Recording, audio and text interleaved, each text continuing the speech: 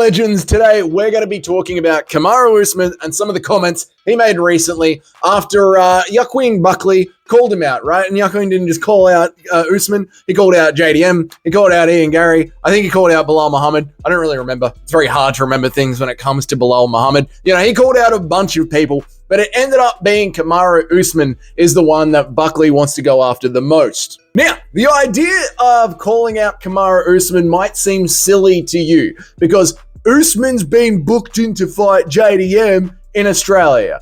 Yeah, we're seeing posts like this floating around on Twitter, and they're just rumors, okay? They're rumors based on a conversation that Sean Brady had on a podcast, right? And when Sean Brady had this conversation, he was getting third-party information from the UFC via his manager. So you don't know if Sean Brady knows the absolute truth or if the UFC and the management team are just playing a game with him to try and push him in another direction. But that's where these absolute lies stem from. Nothing is official. If you see a moron like Ruben Carter saying it's official, he's just lying straight up, talking out of their ass. It's absolute garbage. Kamaru Usman is still a free agent as of making this video. Things may change. Not a free agent like he's not in the UFC, but he's still free to sign any contract within the UFC that he wants as of the time of making this video. That's a better way of saying that.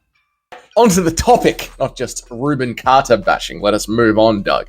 Usman has responded to these call-outs and sort of poured a little bit of cold water on the fight with JDM actually happening in Australia.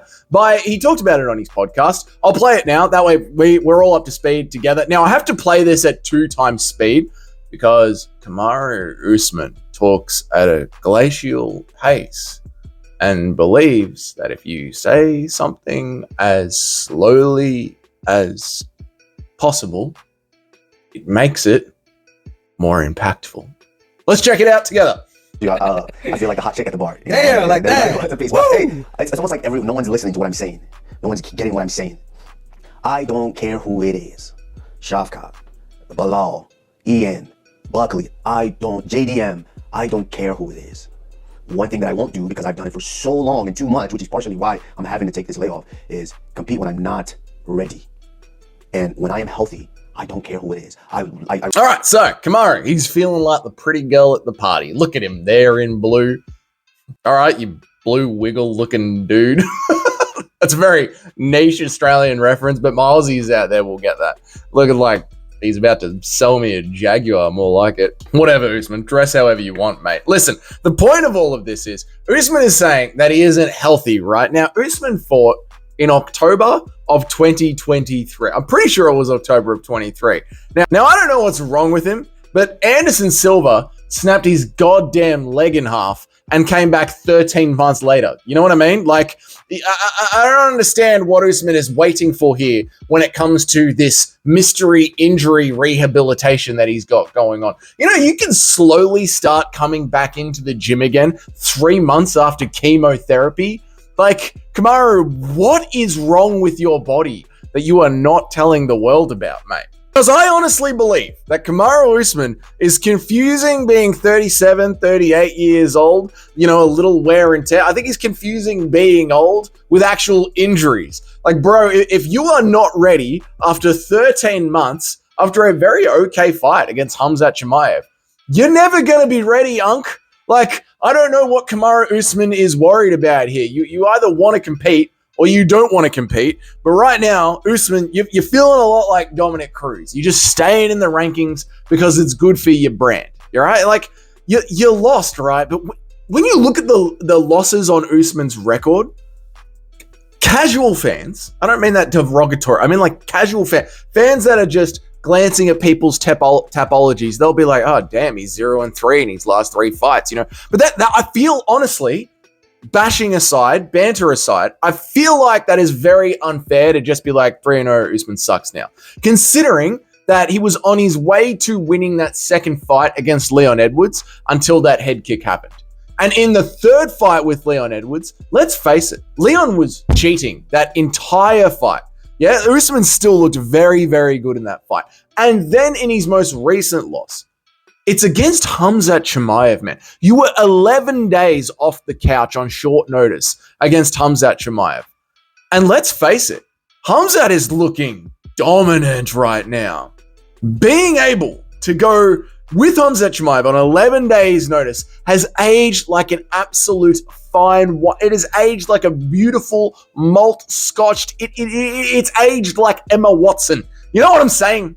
This whole when I get healthy attitude from Kamaru Usman, it's got to stop. It has got to stop because Kamaru, unfortunately, whatever is wrong with you, your knees and your hips, brother, they're not going to be getting any better no matter what you do. This is a bone issue. They ain't ever getting any better. You are 37 years old and you've got a year off from fight time. Today is as good as you are ever going to feel. That is the nature of time. Tomorrow, you are going to feel a little bit worse. It's going to be unnoticeable. When you wake up tomorrow, you're not even going to notice that you feel any different, but you're going to feel a little bit worse tomorrow.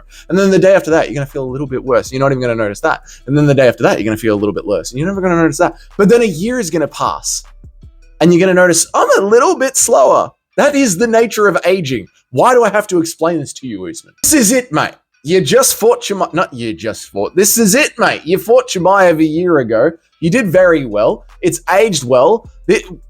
You've got to get in there and fight if you're ever going to fight again. Because I believe that we have entered that 12-month period where if Kamaru Usman does not have a fight officially signed as a ranked contender, it is time to remove him from the rankings and drop him down to rank number 10. I believe that if you are in the top 15 and you do not have a contract signed within a 12-month period, you lose 10 spots in the rankings. And then in 6 months' time, if you still do not have a fight booked, you're removed from the rankings completely if you are someone in the top 5 where that losing 10 points keeps you in the top 15. There needs to be movement in the rankings. We have to force activity. If you want to argue with me every single week about how the pound-for-pound rankings are based on a little bit of activity, a little bit of resume, a little bit of skill, then the activity levels have to matter in the rankings. It should affect Moicano and where he is in the rankings. It should affect Caio Baralho and where he is in the rankings. And it should affect the Kamaru Usmans, the Dominic Cruzes, the bloody, the Eagle is reborn, Ortegas. It should affect all of them in the ranking. So, if Kamaru Usman doesn't have a fight signed within the next month for the first quarter of 2023, what message would you send to him? Let me hear it, right? I love hearing your comments. Look at these comments on Colby Covington. Check out this one. He goes, Colby is so full of shit. This is why they stopped the fight so soon. Buckley would have made him quit like a bitch he is. Now he's talking all this crap. If he wasn't Daddy Dana's little lapdog, he would either be out of the UFC or his next fight would be on an Apex undercard. I couldn't agree more, mate. Colby Covington is completely washed. I don't know what fan base he's serving. I don't know how people cheer for him or still defend him. I don't even think they are trolls. Somebody else jumped in on the comments as well, defending Colby. Decon did. I used to work for a guy called Decon. He was an absolute, anyway, he was a maggot of a bloke. Anyway, let's move on. Colby Covington is a real boss. Classic Decon activity there. Played so many UFC MMA fans like a fiddle for years and years, win or lose. He walks away with a sack of cash the size of your house because of your real hate to his fake persona. It's so obvious that he turned heel years ago to set the hook in for all of these beta males and their fragile feelings, and he's caught 100% of them. All right, dude, chill out. He has gotten rich off these idiots, and they keep his name going. He really is a master of the beta male feelings fiddle. Good on you, Decon, but not really, mate. Look, he's not really that much of a superstar. When you look at the numbers for the Masvidal pay-per-view, they did pretty badly, yeah? And you can really look at his and Usman's career on a similar timeline. They both came up at the same timeline, same division, both American wrestlers. And Kamaru Usman spent a lot of his career just being himself, except he was successful when it actually came to cage fighting. And I would argue that Kamaru Usman has made far more money than Colby Covington would ever dream of making in the UFC. Kamaru Usman is still of name value. Even though Kamaru Usman is cringe and annoying on his podcast, I'm still interested in seeing him fight. His career has got a lot more longevity. I think Kamaru Usman's podcast is going to go on a lot further than Colby Covington's Twitch streams, mate.